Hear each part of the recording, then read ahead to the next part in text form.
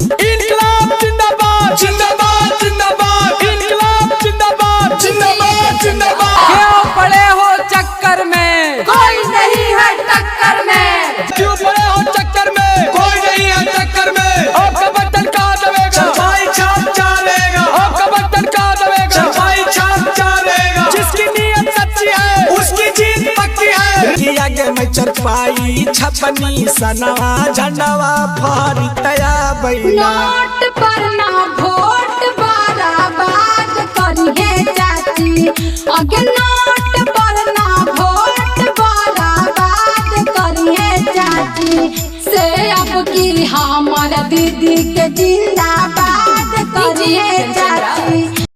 जी हाँ, आपके ग्राम पंचायत राज खड़ाइच से निर्वाचन क्षेत्र संख्या 23 से कर्मठ सुयोग एवं शिक्षित महिला उम्मीदवार बबीता देवी, जिनका की चुनाव चिन्ह चारपाई छाप और क्रमांक संख्या 2 है। तो आप सभी मतदाता गण से मेरा निवेदन है कि आप अपना एक एक कीमती वोट देके भारी मतों से विजय बनाएं, भारी मतों से विजय बनाएं। इनकलाब जिंदाबाद जिंदाबाद जिंदाबाद, इनकलाब जिंदाबाद जिंदाबाद जिंदाबाद, बबीता देवी जिंदाबाद जिंदाबाद जिंदाबाद, बबीता देवी जिंदाबाद जिंदाबाद जिंदाबाद। आपका बटन कहाँ दबेगा, छाप क्या रहेगा। रिकॉर्डिंग बाय पटेल स्टूडियो खैरा।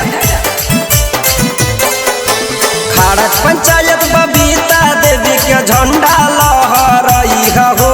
खारज पंचायत बबीता देवी के झंडा लहराई हो। खटिया छाप बटन दवा के समिति में जीतई हो। 2 नंबर चरपाई छाप बटन दवाई हो। खारज पंचायत बबीता देवी के झंडा लहराई हो। खारज पंचायत बबीता देवी के झंडा लहराई हो। खटिया छाप बटन दवा के समिति में जीतई हो। खटिया छाप बटन दवा के समिति में जीतई हो।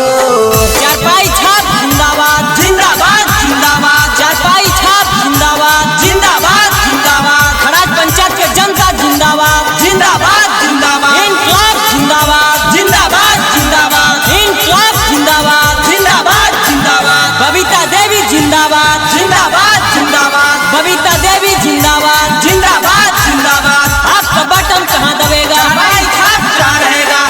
सबे सपनमा दीदी पूरा करत बतिया नहीं भूलई हो। सबे सपनमा दीदी पूरा करत बतिया नहीं भूलई हो। खटिया छाप बटन दवा के समिति में जीतई हो। चरपाई छाप बटन दवा के समिति में जीतई हो। खारज पंचायत में अब की चाचा हो तो सब कम खास जी। खारज पंचायत में अब की चाचा हो तो सब कम खास जी। घरे घरे दिलई तुन दीदी इंदारायावास जी। घरे घरे दिलई तुन दीदी इंदारायावास जी। क्यों पड़े हो चक्कर में, कोई नहीं है टक्कर में। क्यों पड़े हो चक्कर में, कोई नहीं है टक्कर में। बबीता देवी जिंदाबाद जिंदाबाद जिंदाबाद, चारपाई छाप जिंदाबाद जिंदाबाद जिंदाबाद। आपका बटन कहाँ दबेगा, चारपाई छाप कहाँ रहेगा। क्यों पड़े हो चक्कर में, कोई नहीं है टक्कर में।